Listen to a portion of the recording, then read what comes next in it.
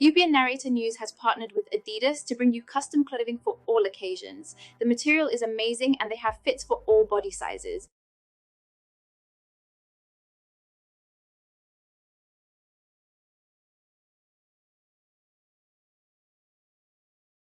Let's be absolutely clear from the jump. This isn't a paperwork error.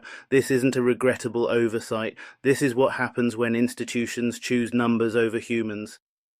Because according to an internal review, the Metropolitan Police deliberately relaxed vetting standards for thousands of officers and staff in order to meet recruitment targets. Not to protect the public, not to improve policing, but to hit a spreadsheet goal. And people paid for that decision with their bodies.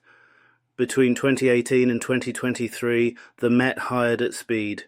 Fast-tracked, rubber-stamped, cut corners. Why?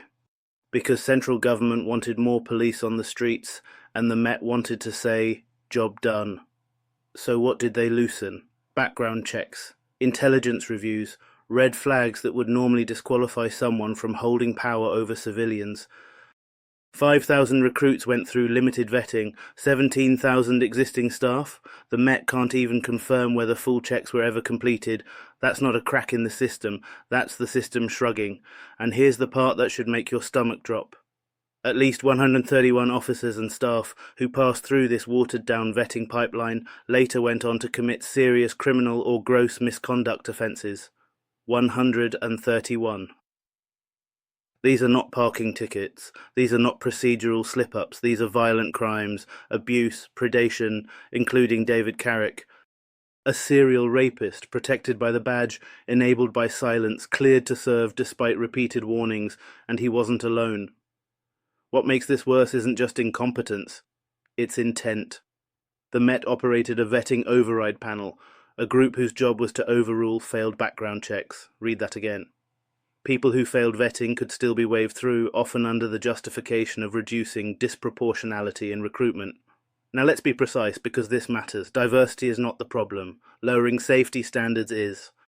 And Carrick wasn't an anomaly. That's the lie institutions want you to swallow. The same internal review also names Cliff Mitchell. Another man who passed through a system where warnings were softened, checks were diluted, and urgency replaced scrutiny. Two men. Same culture, same shortcuts. When you produce more than one predator through the same process, you don't have a bad apple. You have contaminated soil. If your answer to institutional bias is to ignore warning signs, you're not fixing racism, you're manufacturing victims. That panel has now been scrapped. Quietly, after the damage was done. And when this finally surfaced, the language got careful. The Home Secretary, Shabana Mahmood, called it a dereliction of duty. Correct. But let's not pretend this was a single lapse in judgment. This was policy behaviour, sustained, known, tolerated, because nobody wanted to be the one who said, we can't meet the target safely. Targets are political currency. Lives are collateral. And now the Met says, we've changed.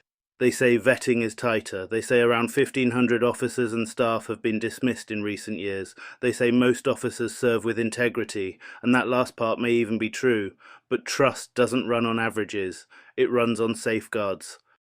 You don't reassure the public by saying most of the people with power over you are fine. You reassure them by making damn sure the worst ones never get through the door. Because policing is not a job where mistakes are neutral. A bad hire here doesn't lose a company money. A bad hire here can stalk, assault, imprison, or kill. And the most chilling part of this entire story. The Met didn't discover these failures through vigilance. They discovered them after the crimes, after survivors came forward, after investigations forced their hand, after the damage was irreversible. This isn't about hating the police, it's about refusing to romanticize power. Any institution that prioritizes optics over safety will rot from the inside. Any system that treats vetting as an inconvenience will eventually recruit its own worst enemies. And the public already knows this. That's why trust is eroding. That's why every new scandal lands heavier than the last. Because the pattern is clear. When accountability is optional, abuse is inevitable. So the real question isn't whether standards have been raised now. The real question is this: who signed off on lowering them in the first place? Who benefited from silence? And why does it always take survivors screaming into the void before institutions admit they were wrong? Until those answers are named, not buried in reports, not softened by press statements, but spoken plainly, this isn't reform, it's damage control. And London deserves better than that. They'll say, most officers are good. And again, that might even be true. But most is a meaningless word when the job grants coercive power, because policing isn't a popularity contest. It's not a group project where the average score passes everyone. In this role, one dangerous person can ruin hundreds of lives. So when vetting was softened, what the Met really did was gamble. They gambled that the risks wouldn't surface fast enough to embarrass them. They gambled that survivors wouldn't be believed. They gambled that silence would hold. And for a while it did.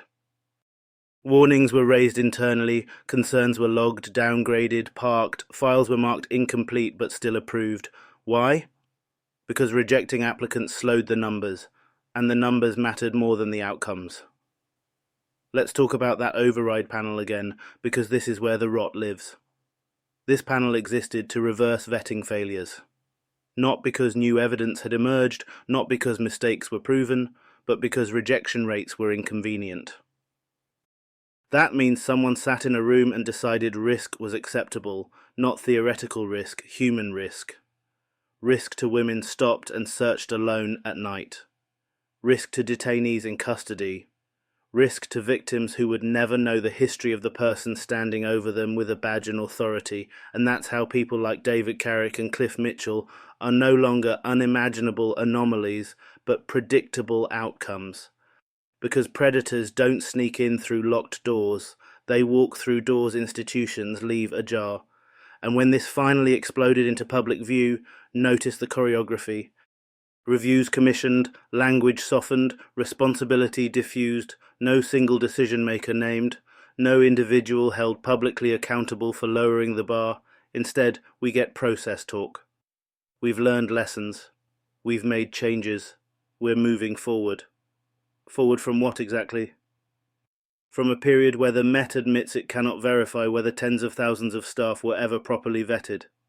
That is not a historical footnote. That is a current trust crisis. Because every interaction between the public and police now carries an unspoken question: were you properly checked? And the public shouldn't have to wonder that.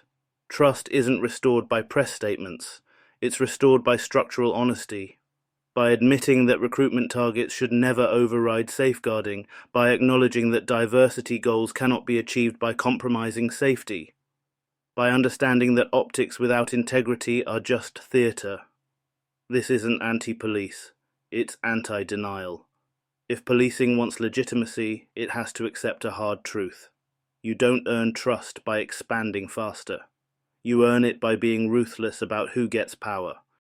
And until institutions stop treating vetting as an obstacle instead of a duty, this cycle will repeat. Different names, same failures, same apologies, and the public will keep paying the price. Not left, not right, just real.